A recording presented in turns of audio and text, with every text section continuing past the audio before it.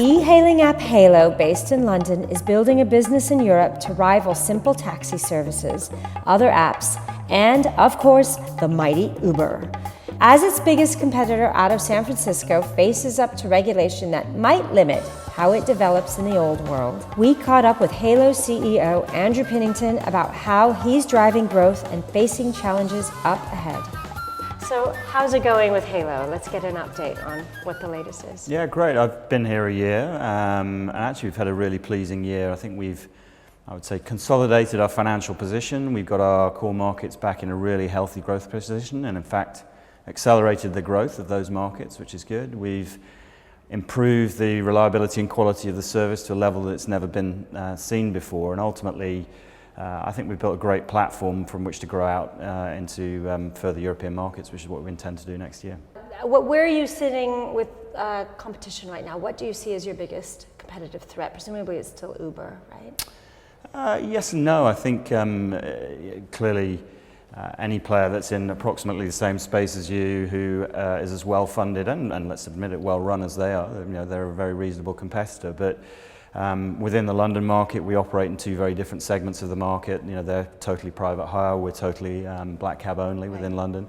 So to the extent that those two sectors compete with one another, then you could say that we're competitors. But we still have a huge chunk of the black cab market to go at, so we're very positive about the opportunity there. Right. You've got, there's this consultation going on right now in Transport for London.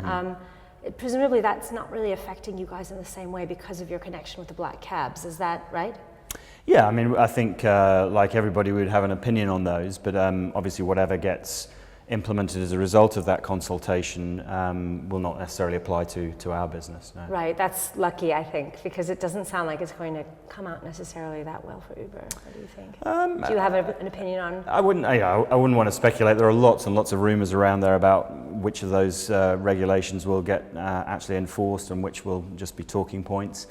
Right. I think there's a huge amount of debate as to the fact that we've got regulations that were constructed in 1998, a long time before anyone even thought about smartphones, and never mind apps. So I think it's important that we have that debate so that we get to a place where we have an industry that's regulated as it is today rather than as it was 20 years ago. Right. So I know you're saying you're not really an Uber competitor as such, but We've heard a little bit about the kind of demographics that they targeted early on and how they're sort of going out. What would you say is the typical Hailo user for you guys right now? So I think probably our two biggest user groups right now would be single females, 25 to 35 would be the largest segment of our demographic. And then but something more akin to my demographic, a sort of male businessman, 35 to 55 would be those are the two core demographics who have very different user needs. The business people traveling around during the week, trying to move around the city as quickly as possible and as efficiently as possible. And then the single females, it's largely a safety and security issue more than anything else. Okay. Now I just want to turn a little bit to funding. How much have you guys raised to date? So to date, we've raised 115 million. Which is nothing to sniff at, of course. But when you look at all of those others out there, we're talking about billions. Yes. And of course, a lot of those billions are going, into marketing, tons of R&D to build out ever more sophisticated logistics and so on.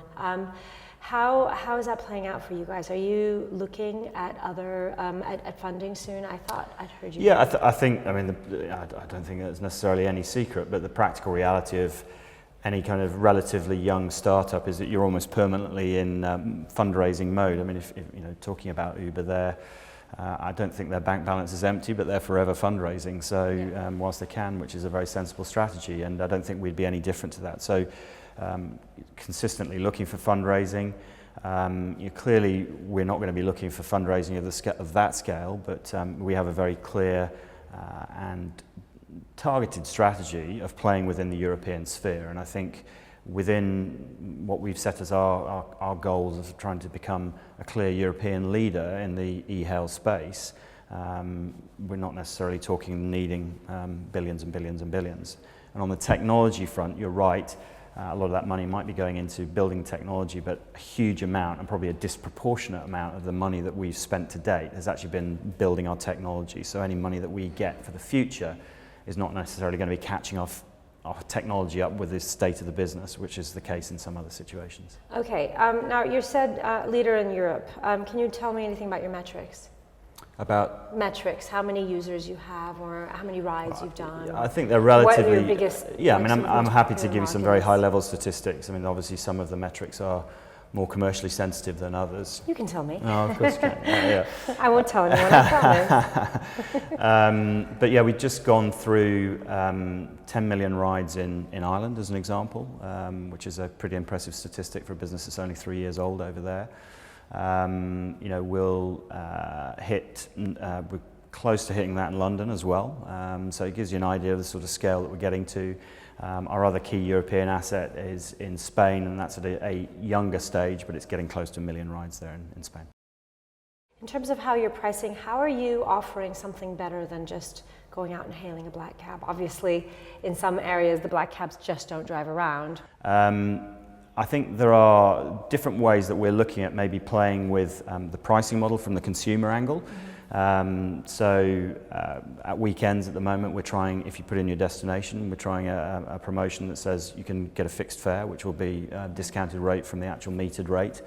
I think there are other interesting angles that we're considering, whereby there might be slightly different pricing models that could involve, let's say, subscriptions and things like that, where we could work on different taxi drivers are quite happy to consider those because, you know, so the subscription, they're fairly entrenched. Sure, no, and again, I think it's important to emphasize, actually, most drivers aren't. Right. But the ones you hear about are. Yes, the most vocal ones are very. It's like there's a very vocal minority who perhaps paint everyone else with the same brush. That's and so actually, you know, as an example, 85% of cabbies think you should mandate to take credit cards, but if you read the press, you'd believe that none of them want to take credit cards. So it's things like that. I think you just be a bit careful. But you know, the way we would do, say, the fixed fares, they're under no obligation to take those. They get told it's from point A to point B. It's a fixed fare for X pounds, and they can choose to take it or not. And if they don't, they don't. If they do, they do.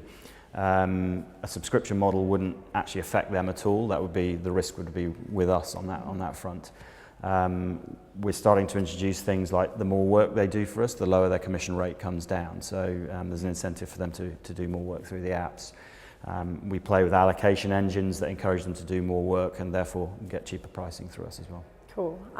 Just my last question. So I've been tracking a lot of the e-hailing apps worldwide, and I've seen a really common thread where, you know, SoftBank has been investing in a ton of them, particularly across Asia, and then Lyft in the US.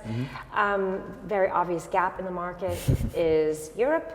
I've had you know, word that they're looking at investing in this part of the world.